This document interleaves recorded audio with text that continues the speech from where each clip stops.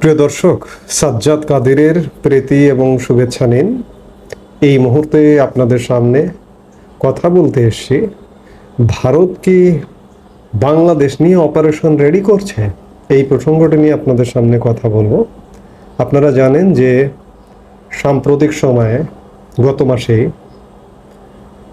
পাক ভারত উত্তেজনা এবং এই চলতি মাসের শুরুতে প্রথম সপ্তাহে এক প্রকার যুদ্ধে অবস্থায় চলে গিয়েছিল। গত 7 তারিখ 7 থেকে 10 পাক ভারত যুদ্ধ হয়েছে এবং এই যুদ্ধটি, এই অপারেশনটির নাম দিয়েছিল ভারত অপারেশন সিঁদুর।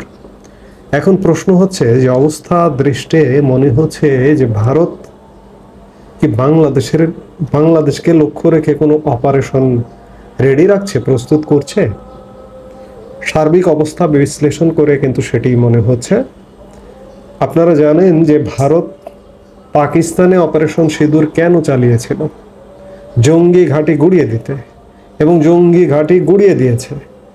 বিশেষ করে গত 22শে এপ্রিল ভারতের কাশ্মীরে পহেলগাঁওয়ে একটা জঙ্গি হামলা হয়েছিল এবং এই জঙ্গি হামলাটা পাকিস্তানের জঙ্গি গোষ্ঠী কর্তৃক হয়েছিল। তার প্রেক্ষিতে ভারত পাকিস্তানে অপারেশন সিঁদুরের মাধ্যমে জঙ্গি ঘাঁটি গুড়িয়ে দেয়। আজকে বাংলাদেশের অবস্থাটা কিন্তু আরো ভয়াবহ। পাকিস্তানে রাষ্ট্রের ক্ষমতা বহির্ভূত জঙ্গি গোষ্ঠী, তবে রাষ্ট্রীয় পৃষ্ঠপোষকতায়, সেই জঙ্গি গোষ্ঠীকে ইঙ্গিত করে, খেয়াল করে ভারত পাকিস্তানে হামলা চালিয়েছে।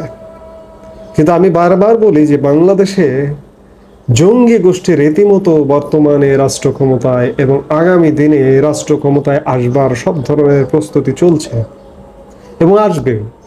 এই জঙ্গি গোষ্ঠীকে যদি বিভিন্ন বাহিনী সহযোগিতা করে তাহলে আসবে। সেই জায়গা থেকে ভারত কি বাংলাদেশের দিকে অপারেশন তাক করবার প্রচেষ্টা চালাচ্ছে বা রেডি রাখছে অপারেশন? আমি এই বিষয়টা নিয়ে উদ্বিগ্ন। আমার দেশে এটা ঘটছে, ওটা ঘটছে, নানা রকম ঘটনা ঘটছে, কিন্তু বৈদেশিক বিষয়েও একটু নজর রাখা দরকার। এই জন্য আলাপটা আনবার প্রয়োজন মনে করলাম। আপনারা জানেন যে সাম্প্রতিক সময়ে আমাদের বহু পুরনো, প্রায় 100 বর্ষ পুরনো একটা বিমান ঘাঁটি আছে লালমনিরহাটে। 1931 সালে ব্রিটিশরা প্রতিষ্ঠা করেছিল এবং দ্বিতীয় বিশ্বযুদ্ধের সময় এই বিমান ঘাঁটিটা ব্যবহার হয়েছিল। দ্বিতীয় বিশ্বযুদ্ধ পরবর্তী সময়ে বিমান ঘাঁটিটা পরিত্যক্ত ছিল। এটি নতুন করে সর্বশেষ বিগত আওয়ামী লীগ সরকার 2019 সালে নতুন করে চালু করবার একটা প্রচেষ্টা নিয়েছিল। প্রচেষ্টাটা কিন্তু আওয়ামী লীগ সরকারের।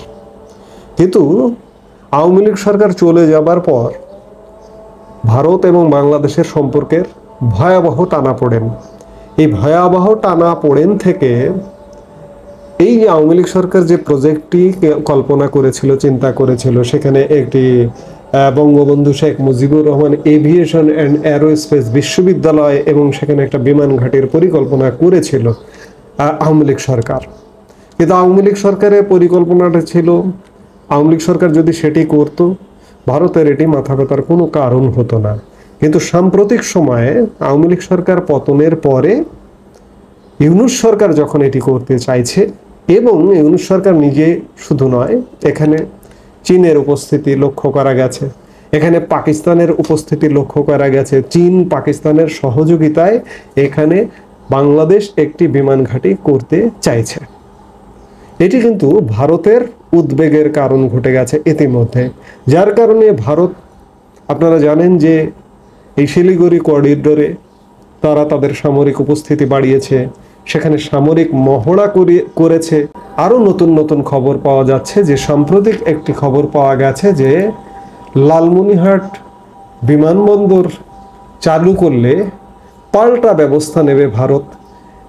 শিলিগুড়ি করিডোরে তো সামরিক উপস্থিতি বাড়িয়েছেই, সেখানে রাশিয়ান এয়ার ডিফেন্স সিস্টেম বসানো হয়েছে এবং আরো নানান কিছু। রাশিয়ার S-400 trans air defence system, যেটি 400 কিলোমিটার পর্যন্ত একসঙ্গে একাধিক আকাশ হুমকিকে নিষ্ক্রিয় করতে পারে।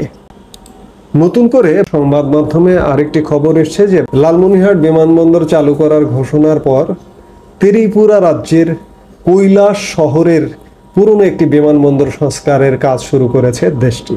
এটি বেসামরিক কাজে ব্যবহৃত হলেও ধারণা করা হচ্ছে যুদ্ধকালীন সময় ভারতীয় বিমান বাহিনীর যুদ্ধ বিমানগুলোর উড্ডয়ন, অবতরণ ও জ্বালানি ভরার সুযোগ করে দেওয়ার সুবিধাযোগ্য করে তোলা হচ্ছে। মঙ্গলবার বিশেষ এক প্রতিবেদনে এমনটাই জানিয়েছে ভারতীয় গণমাধ্যম অনলাইন এনডিটিভি। বাংলাদেশকে লক্ষ্য রেখে বিশেষ করে পাকিস্তান, চীন, এমনকি তুরস্কও আসবে, মার্কিন যুক্তরাষ্ট্র নেপথ্যে সহযোগিতা করবে এদেরকে। সেরকম কি একটা যুদ্ধ পরিস্থিতির দিকে যাচ্ছে বাংলাদেশ? আমি আগেই যেটি বললাম যে পাকিস্তানে জঙ্গি ঘাঁটি গুড়িয়ে দিয়েছে, আর বাংলাদেশে স্বয়ং জঙ্গি গোষ্ঠী রাষ্ট্র ক্ষমতায় বসে যাচ্ছে, বসে যাবার মতো অবস্থা হয়েছে। এই যে ইতিমধ্যেই রাষ্ট্রীয় প্রতিষ্ঠানে বসে গেছে। ঢাকা উত্তর সিটি কর্পোরেশনের একজন প্রশাসক বসানো হয়েছে, যার বিরুদ্ধে হিজবুত তাহরিরের, আমি গতকালকের একটা ভিডিওতে আলাপ করেছি, হিজবুত তাহরিরের সাথে সংযুক্ত থাকবার একাধিক প্রমাণ গণমাধ্যমে ভেসে বেড়াচ্ছে। অর্থাৎ বাংলাদেশের এই সামগ্রিক অবস্থাকে ভারত কিন্তু কোনোভাবেই নিচ্ছে না, যার দরুন একের পর এক নিয়ন্ত্রণ আরোপ শুরু করেছে। ভারত বাংলাদেশের সাথে বাণিজ্যিক সম্পর্ক অনেকটা কমিয়ে দিয়েছে। বাংলাদেশ থেকে পণ্য রপ্তানির ক্ষেত্রে, স্থলবন্দর থেকে দিয়ে পণ্য রপ্তানির ক্ষেত্রে নিষেধাজ্ঞা দিয়েছে। এমন নিষেধাজ্ঞা দিয়েছে যে সমুদ্র বন্দর দিয়ে পণ্য রপ্তানি ভারতে এক প্রকার আসলে অসম্ভব। সেই জায়গায় ব্যবসা বাণিজ্য বন্ধ হয়ে যাচ্ছে। কূটনৈতিক সম্পর্ক একদম তলানিতে।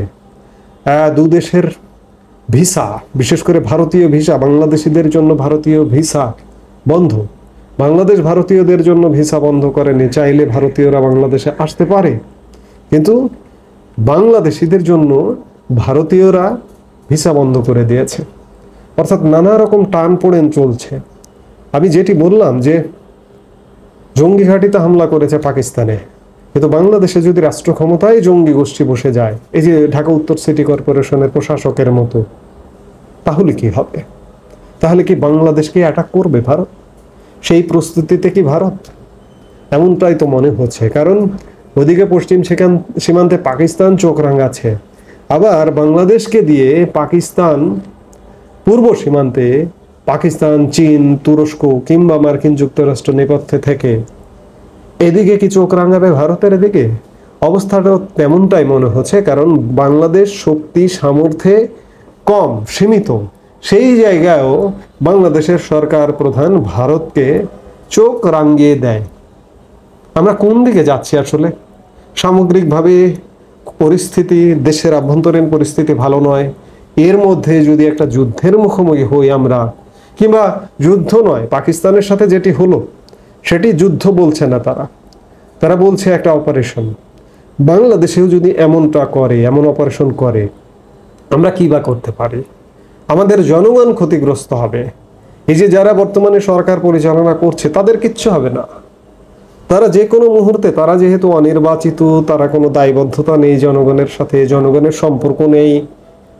এই যে কদিন আগে, দুদিন আগে একটা খবর বেরোলো যে একজন উপদেষ্টা পরিষদের সদস্য আছেন, 1991 সালে সংসদ নির্বাচন করেছিলেন, মাত্র 249 ভোট পেয়েছিলেন।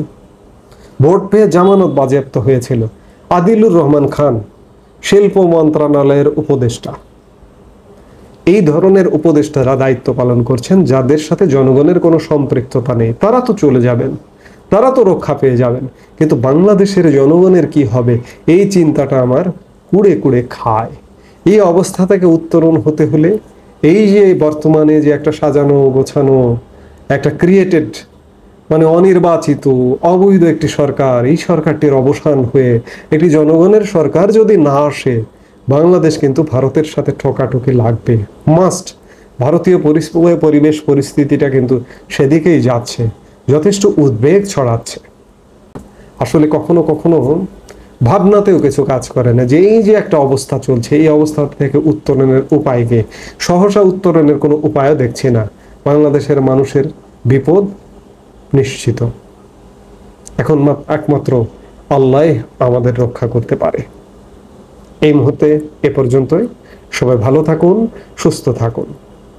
আমাদের ভিডিওগুলো নিয়মিত পেতে সাবস্ক্রাইব করুন Sajjad Kadir and the legends YouTube channel এবং লাইক, কমেন্ট, শেয়ার করে সাথে থাকুন।